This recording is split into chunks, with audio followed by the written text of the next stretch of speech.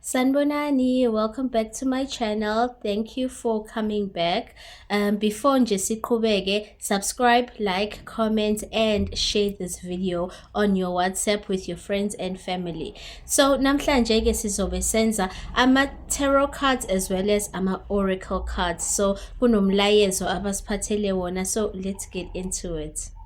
So umuntu engimreadelayo la namhlanje noma umuntu ofanele ngabe uthola le message umuntu who is moving on from i-past or even a spiritual past lapho owawuzwa khona ubuhlungu, lapho owandlula khona ezimeni ezinzima. So you are leaving all of that behind, usuzoqala manje a new beginning. So you are in that process of ukuphuma from le mpilo lena owawuyiphila and you are starting your new journey.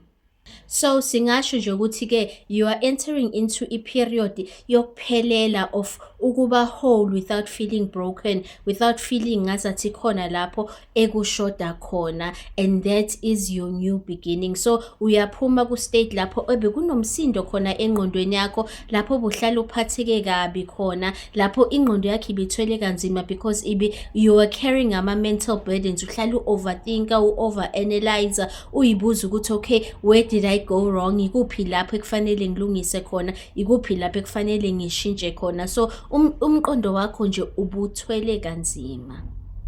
So sizoqala with this tarot deck, the classic tarot deck. So bese ngishafulile already, and our first card is Two of Cups.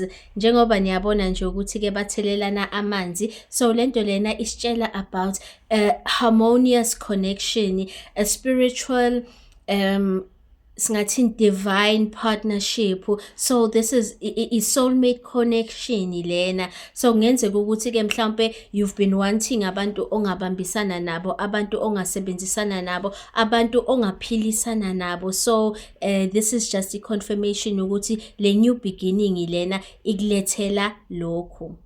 If the objective is not to be in connection or in partnership nomunye umuntu, it's just a confirmation yokuthi ke there's a wholeness ngaphakathi kwakho. You are aligning with your higher self, with your higher purpose. So and this is just good news ukuthi ke if you've been working vele ukuthi ke ungene into a spiritual alignment with your higher calling, with your life's mission, then nayiki confirmation ukuthi that is exactly what is happening kule new beginning. Ikhadi lethu lesibili nali ke it came out in the reverse. So King of Swords, oh my goodness, King of Swords ke so sibuyela lana emqondweni, uyastrugglisha with self doubt, uyastrugglisha ngokuba overly critical, uyastrugglisha with just analysis paralysis. So it's negative thinking, ukhuluma izinto ezimbi over impilo yakho just because ukhathele, ubona ngazathi ke izinto azisashinji noma izinto zithatha isikhathi eside ukuthi zishintshe. Be careful because amagama akho, imicabango yakho iyayidirector impilo yakho because you end up entering into that frequency. So just be careful.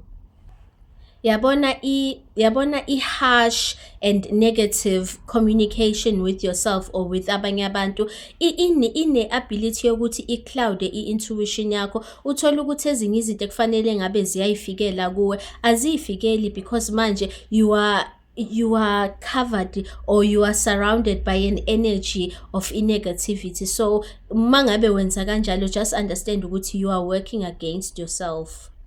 So ikhadi lethu lesithathu nali, it is Queen of Pentacles. So Queen of Pentacles usitshela ukuthi ke we should ground, we should strengthen a connection yethu with the divine, with imvelo. So make sure ukuthi ke uyayikhumula icathulo, uhambe ngeenyawo emvelweni just to connect with umhlabathi. Iba umuntu okhuthalelayo ukuya emanzini. Remember uyacela before uzoya emanzini ukuthi nje uyoconnecta nezithunywa zasemanzini. Iba umuntu okujwayelayo futhi ke ukuthi either uzolayita imbawula noma uzoshisa umlilo phansi noma uzolayita amakhandlela just to connect with the element of fire. But nje it's about making sure ukuthi we are spiritually and divinely connected.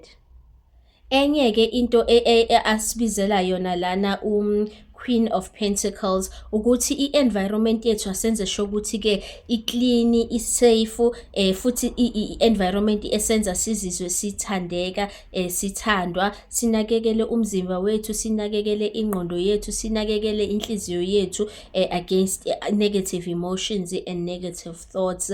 Ne-environment e-clean iyakuvuselela nje nawe ngaphakathi.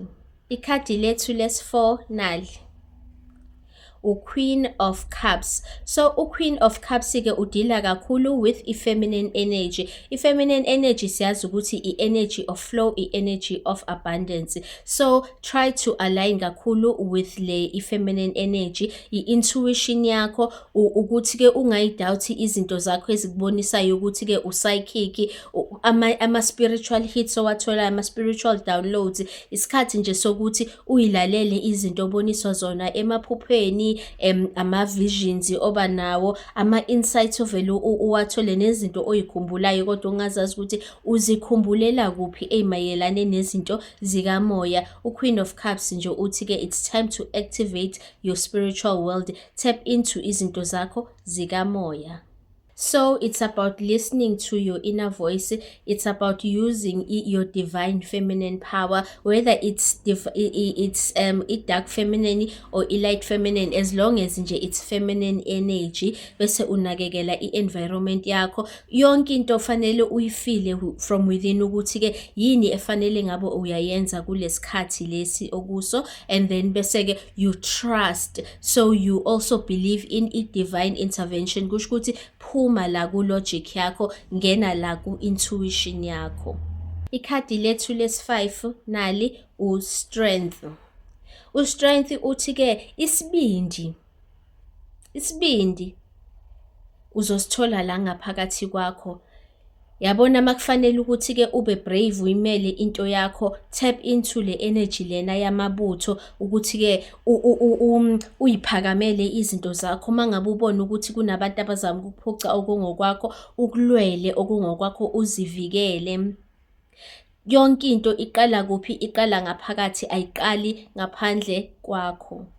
You must understand-ke ukuthi izimo uyakwazi ukuthi uzi-overcome without ukwenza umsindo, without ukusho izinto ey'ningi, but njengokuthi uwazi ukuthi-ke you are going to confront izimo ey'bhedayo empilweni yakho, whether ama-habits, whether iy'kweletu, whether abangani ababhedayo, amalunga omndeni agxambukelayo ey'ntweni zakho, afika ahlikize lokhu othuke uyakwakha, lokhu othi uyakwenza. Just understand ukuthi it's just about ukuyimela into yakho and ukungamuvi from lokhu oyitshele ukuthi-ke uzokwenza. Even nalokho it's part of overcoming izinto osuke ubhekane nazo.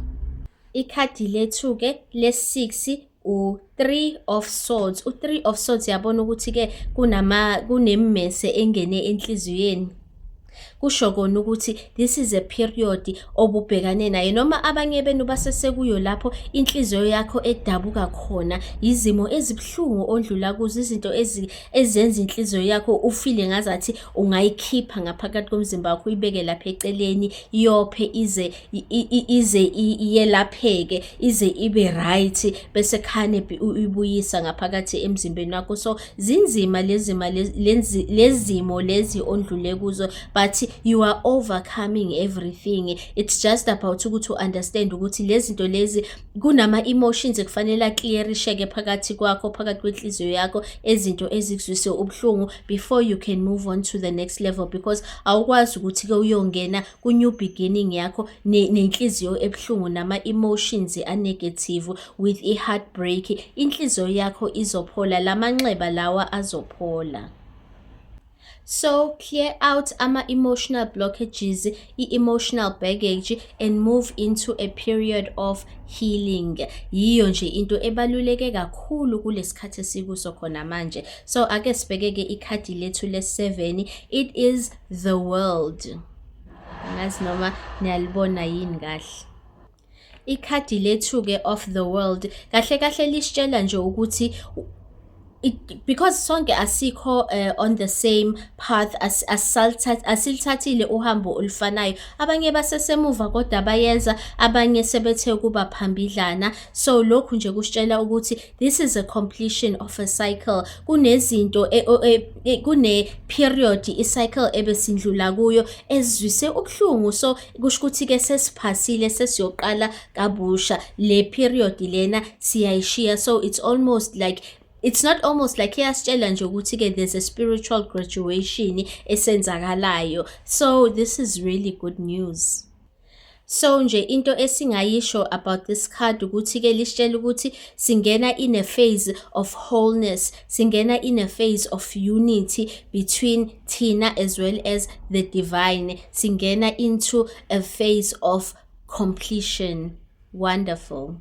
And then ikhadi lethu lesi-8 liphuma in the reverse. So u-9 of swords, niyambona vele ukuthi ke umuntu obambe ubuso bakhe usembedeni uyakhala, but ke rest assured lento nje isitshela ukuthi siphuma out of a period yokukhala kanjena, yokuzwa ubuhlungu, yokudila with i-mental anguish, i-emotional anguish lapho ebesihlukumezeke khona.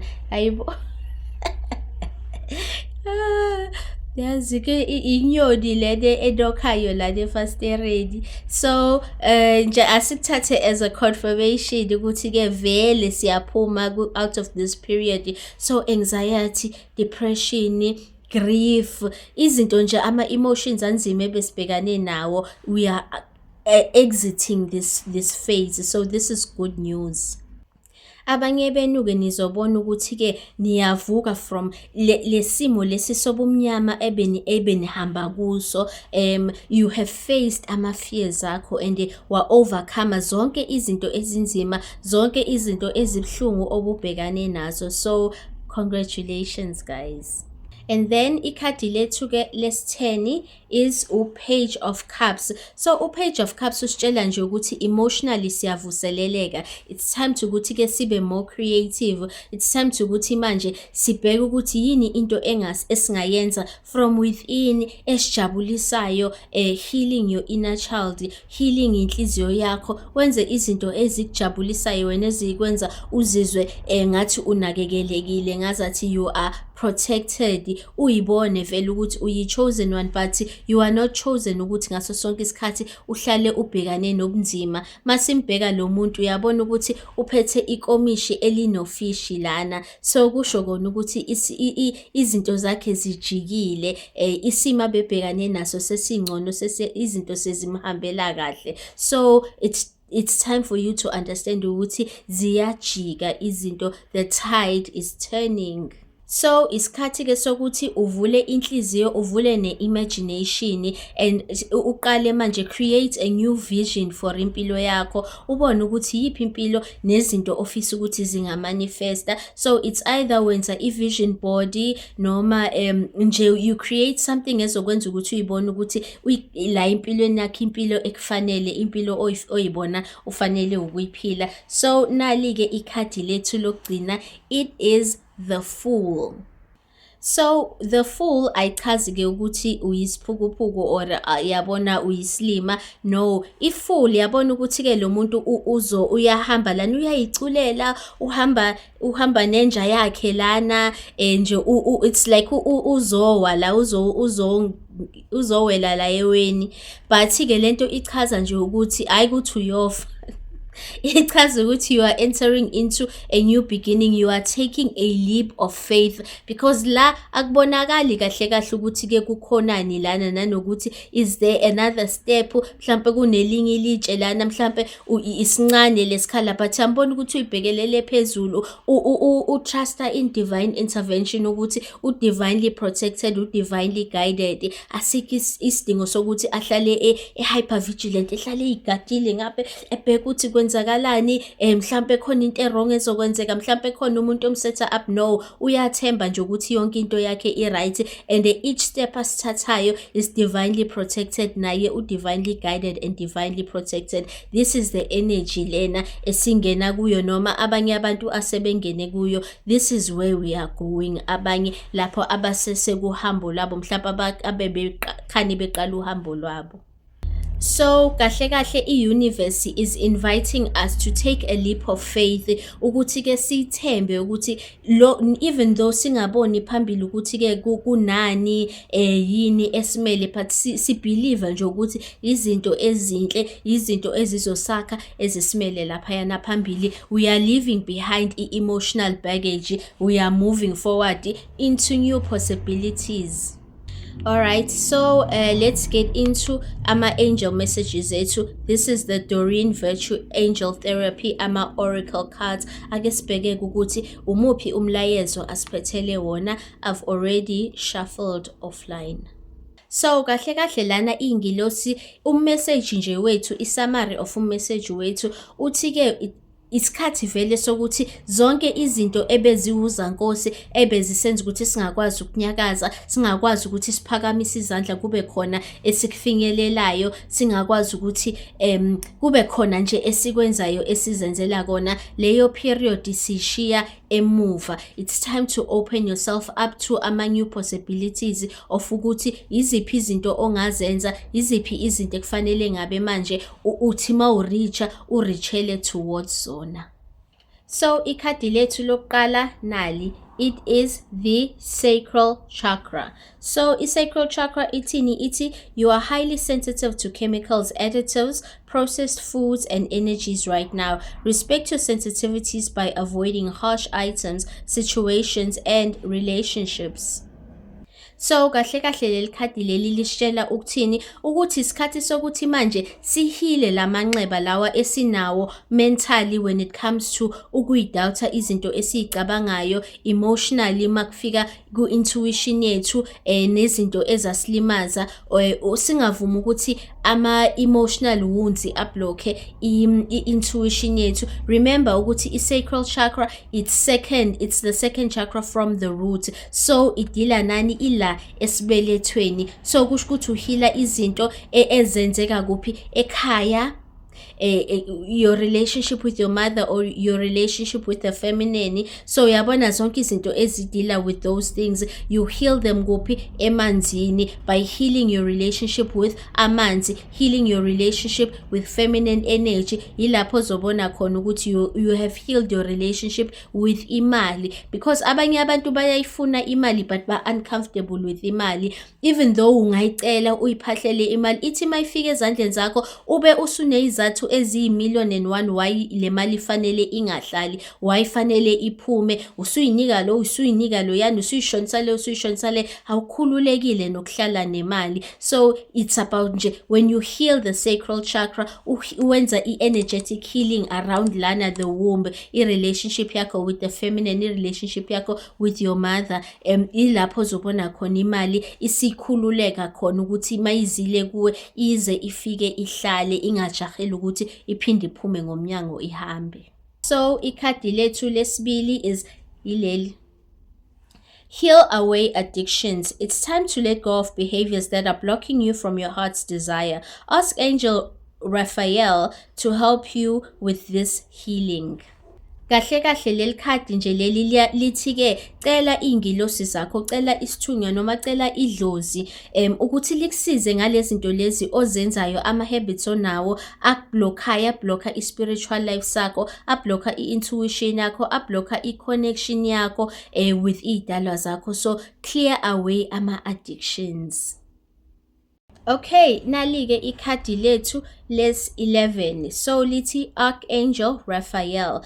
So uthini? Uthi the healing energy, The healing angel is with you, supporting your healing inner work. So uthini ke u-Archangel Raphael ukuthi whatever ama-ailments, wherever lapho ozwa khona ubuhlungu noma ozwa khona ungekho right emzimbeni wakho, empilweni yakho, engqondweni yakho, enhliziyweni yakho, ukhona with le energy lena yakhe, this emerald green energy. Remember ngithi ke ugreen ukuthi usymbolize vitality. Angazi noma niyibonile i-manifestation ritual that I posted on TikTok about umbala lona ugreen usymbolize vitality, usymbolize i-peace, usymbolize i-energy ekuvuselelayo emzimbeni, yabona nje yonke into enhle ayisymbolize. So yiyo i-energy u-Archangel Raphael akuvuselela ngayo leyo emzimbeni wakho nasempilweni yakho. Ikhadi lethu lokugcina ke nali u-Archangel Michael. So uthini u-Archangel Michael? Uthi you're working very closely with this powerful archangel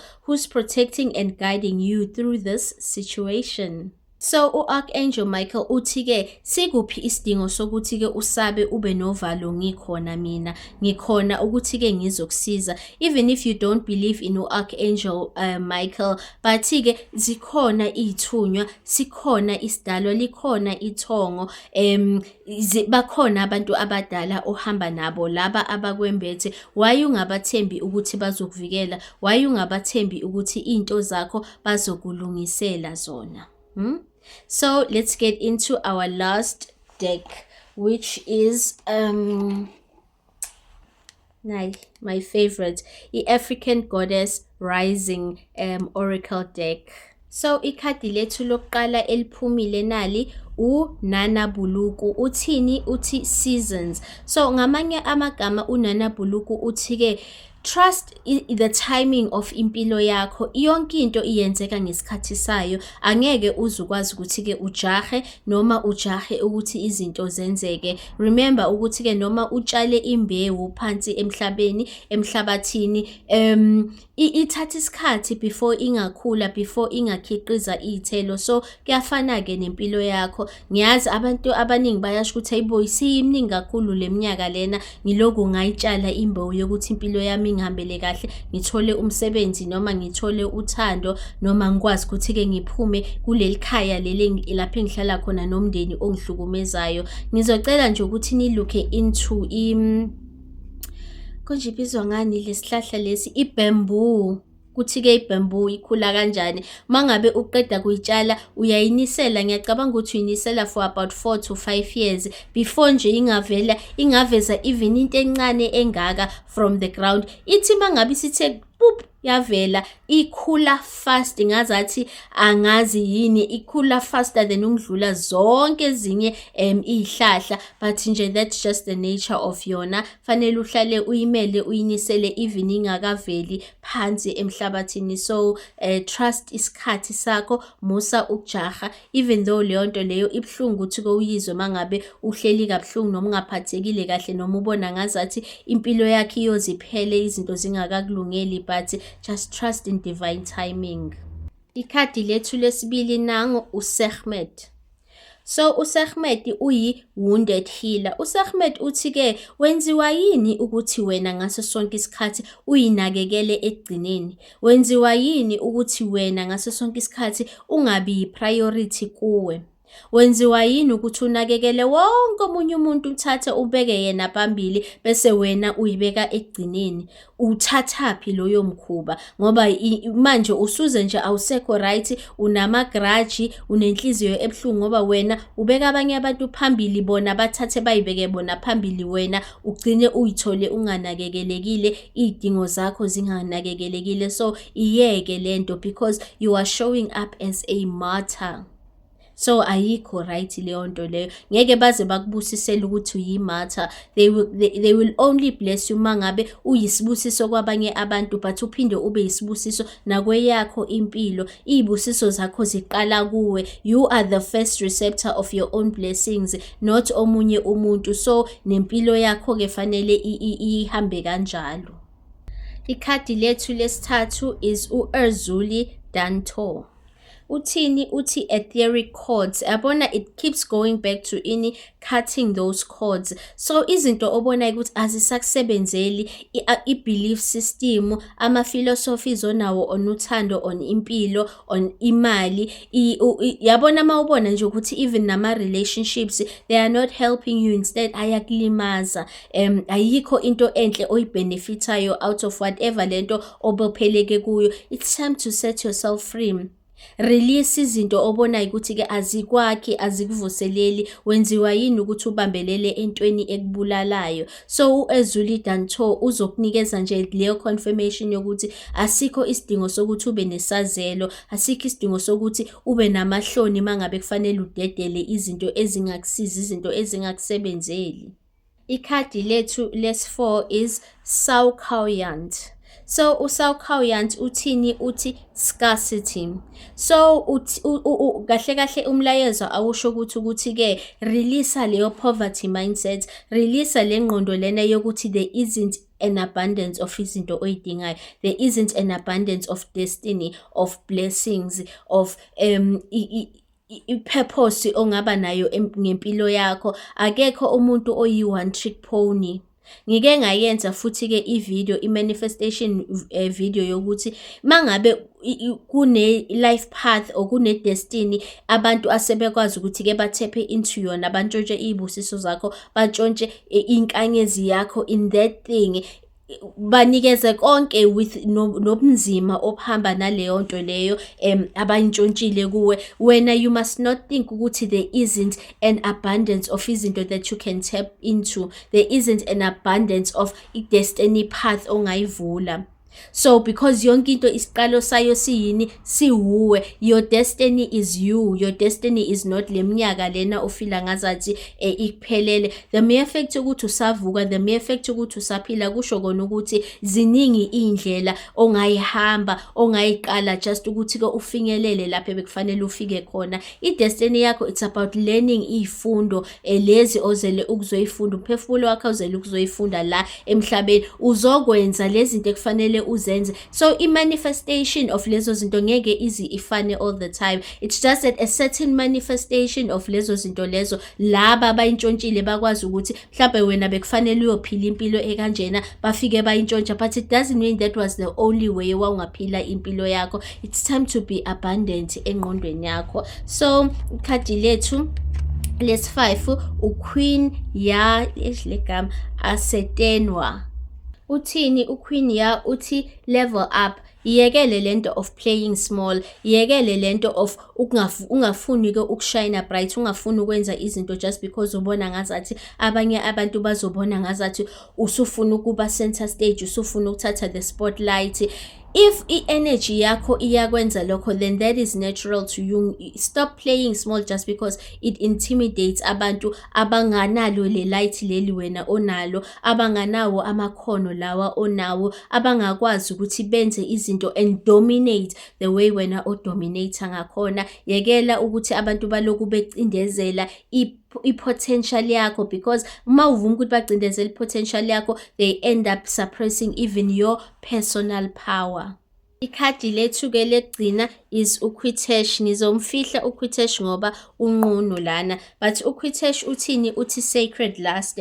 Uthi-ke wena you are a goddess, yini lento yokuba insecure? Vele akusiyiwo wonke umuntu ozoma ngendlela efanayo. I-energy yethu the way esingakhona, our sacred being, our sacred manifestation of our desires or our desirability angeke ize ifane. I understand ukuthi vele siphila in a world lapho abantu asebatshelwa yi-TV noma batshelwa ama-advert ukuthi into enhle yini, umzimba omuhle unjani, yabona yonke lonto, but it doesn't mean ukuthi ubuhle bakho abonakali. It doesn't mean ukuthi-ke ubuhle bakho abonakali. So ungavumi ukuthi nawe bese ubona ngathi-ke umubi just because you are not, image yakho is not lokho okudayiswayo ey'toro. And it's not just about healing ama-spiritual addiction, izinto eziblocker your spiritual connection or your spiritual life. Ezinye izinto ziblocker your physical body. Uthola ukuthi kunezinto ongakhoni ukuzenza because of these lama habits akho lawa onawo. So these are just some of the things ekufanele ngabe udila nazo. So heal away addictions. Ikhadi lethu lesithathu lithi past life issues. So kuchaza ukuthini lokuthi this situation has a basis in one of your previous lifetimes. Ask your angels to help you remember, release, learn and heal from your past experiences. So kahle kahle nje lento lena isitshela ukuthi this is part of ikarma yakho, isifundo ekufanele uzosifunda. So in astrology sijwayele ukuyibonisa i-placement ka-South Node, into eyayenzeka in your past life ukuthola ukuthi mhlampe wayimasterisha noma it was one of ama-issues owawubhekane nawo in your past life. So in this life it's either uzofunda ukuthi-ke udetach noma kune-karma e-attached to leyo nto leyo owawuyenza kule mpilo leyo wawuyiphila before, and then manje it's time for you to sort it in this lifetime. Because imphefumulo yethu phela iya-reincarnate. So kunezinye izinto even nabantu esasiphila nabo imphefumulo esasinayo in our past lives iyasilandela into this life. They manifest in different ways. Uthola ukuthi it's part of karmic clearing. So izinto nje ezikanjalo engijwayele ukuyibheka mangabe nginenzela ama-personal readings. So ikhadi lethu lesi-4 nali lithi solar plexus chakra. So lithi it is safe for you to be powerful and take charge of your life in positive ways. Solar plexus chakra. So i-solar plexus ila lapho esifila khona our gut feelings. So ikhuluma nje ngokuthi it's important ukuthi uhile around i-self confidence, around i-self esteem, uyeke ukuyidoubta, uyeke uku-overthinka every time akufanele uphakame kube nama actions owathathayo towards impilo yakho, le anxiety oba nayo each and every time akufanele uthathe i-decision uyithole mhlambe usuba indecisive, not because awuzazi ukuthi wenzeni but because uyakudoubt lokho okucabangayo, uthi noma unama ideas ekufanele uwapitche emsebenzini or just to get funding, ungabi ne-faith nama ideas akho ngoba nakho aqhamuke nawe. So all of lezo zinto lezo nje ziyi-issue. So when you heal ama-emotions akho, i-intuition yakho iba more activated ukuthi ikutshengise ukuthi iziphi izinto ekufanele uyiphakamele, isiphi isikhathi ekufanele upitche ngaso, so that uzokwazi ukuthi-ke ube ne-timing mangabe wenza izinto. And then ikhadi lethu lesi-5 nali lithi power animal. So lithi-ke your animal spirit guide is a guardian to you and is helping you with this situation. So ngaso sonke isikhathi awuwedwa. On i-YouTube yami likhona enye i-video lapho engisho khona ukuthi-ke isiphi isilwane esihambiselana with le i-date of birth yakho or esihambiselana with your zodiac sign. So just go back and check lawo ma-videos uzobona ukuthi le power animal ehamba nawe ekuvulela izinto iyiphi yona. So ikhadi lethu lesi-6 nali lithi-ke have you asked your angels for help with this? Your angels want to help you with this situation. However, they require your permission before they can intervene in your free will choices. Kahle kahle nje into elisitshela lona lekhadi ukuthi-ke sine free will kuyo yonke into esiyenzayo. So before ingilosi zethu zingakwazi ukuthi zi-intervene, before ama-spiritual guides ethu engakwazi ukuthi afake isandla ey'nqumeni zethu noma ey'ntweni esizenzayo, they have to tap into our free will. Even nabathakathi abakwazi ukuthi-ke bashintshe impilo yakho noma benze izinto without i-permission yakho. Yingakho uthola ukuthi-ke bakuzela in the spiritual, bazokudlisa emaphupheni, bazokugqekezela emaphupheni, noma bazokuphuca ifoni, noma bakukhuthuza or noma bakutshontshela iduku noma bakutshontshela amasokisi, whatever it is lento abasuke bekutshontshele yona oyibone emaphupheni akho, because they require i-agreement yakho. Abanalo ilungelo lokuthi-ke bakwenze into ngaphandle kwemvume yakho. So it's just about ukustrengthenisha ispirit sakho so that even emaphupheni akho uyazilwela rather than ukuthi-ke nje uvele ugive in, udedele okungokwakho. Ikhadi lethu le-7 nali yabona liphume in the reverse. So lithi-ke, if you get nervous, focus on service. Put your entire intention on answering the question, how can I make the world a better place? The law of attraction will automatically take care of your needs. But manje liphume in the reverse. Kusho ukuthi there's an issue when it comes to trusting the divine, when it comes to trusting ama-guides akho, when it comes to trusting isithunywa ohamba naso nalaba abakwengamele, because kusho ukuthi ubona ngazathi ziningi izinto ey'lokhu zenzeka empilweni yakho usuyadawutha ukuthi-ke bakuvikele yini ngempela, kukhona yini ubulungiswa okubuthole, zikhona izinto ezoke zikulungele, kunini ulokhu ucela umsebenzi ucinga umsebenzi ungawutholi, kunini ulokhu waba ney'nkinga zemali, yabona izinto ezikanjalo. So i-faith yakho ayisekho kubo. But-ke la ikhadi lithi-ke, uma ngabe uqala ungabaza ukuthi izinto zonke y'lunge empilweni yakho, focus on being of service, ubheke ukuthi ubani ongamsiza okhona lana around wena, because leyo nto leyo ikususa from a state of being powerless, from a state of ukungakwazi ukwenza anything, bese uyabona ukuthi no, but I have the power and nginawo amandla ukuthi ngingakwazi ukuthi ngimsize omunye umuntu. So you no longer feel powerless. So ake sibheke ikhadi lethu les-8 lithi, cut your cords. Ask Archangel Michael to clear any old attachments to fear that stem from past relationships, freeing you from destructive patterns.